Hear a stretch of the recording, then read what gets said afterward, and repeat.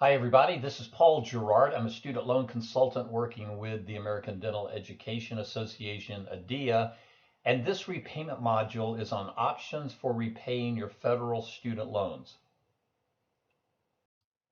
Now, hopefully you remember from an earlier module that there are three very simple steps to choosing a repayment strategy for your student loan. Step number one, be sure you know what you borrowed, who your loan servicer is, and when your loans are coming due.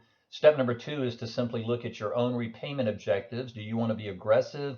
Do you want to be cautious? What kind of repayment objectives do you have? And then step number three is simply to choose a repayment plan. And on federal student loans, there are two general categories of repayment plans. Repayment plans that are tied to a time period and repayment plans that are tied to income. So time driven and income driven.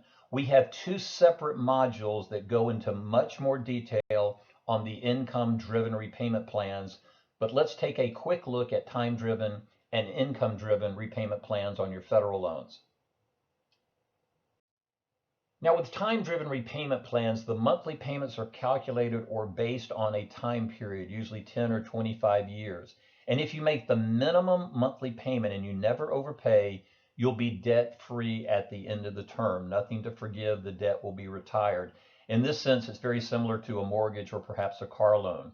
The monthly payment calculation has absolutely nothing to do with income, family size, marital status, and how you file your taxes. One of the reasons that borrowers who can afford these plans like them is that they don't have to worry about the monthly payment changing. Now, there are graduated versions of these plans where the payments start lower and increase every 2 years. You can talk with your loan servicer about these if you think you need a graduated version of a time-driven plan.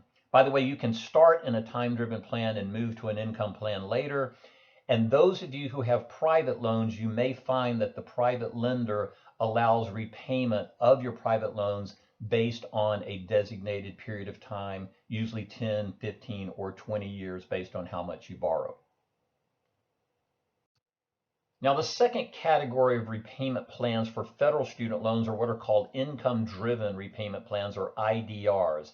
These are designed for borrowers who cannot afford payments under a standard 10-year plan.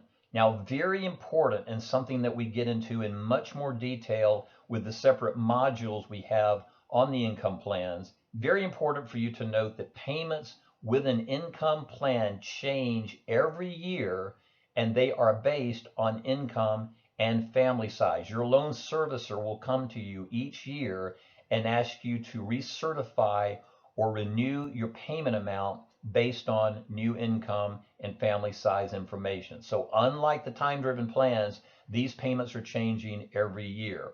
A unique provision we get into in the repayment modules that we have on the income plans is that any debt remaining at the end of the term, if you've not retired the debt, anything that's left at the end of the 20-year term with pay-as-you-earn or the 25-year term with revised pay-as-you-earn, that debt is forgiven, but the amount forgiven is subject to tax under current tax law.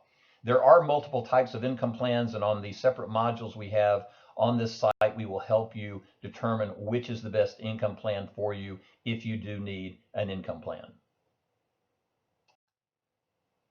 We hope this short module on repayment will help you as you try to determine in step number 3 the best repayment plan to help you meet your repayment objectives for your student loan portfolio. And we strongly encourage you to take a look at the separate modules that we have on the income-driven repayment plans. On behalf of the American Dental Education Association, ADEA, best wishes for every success in your dental careers.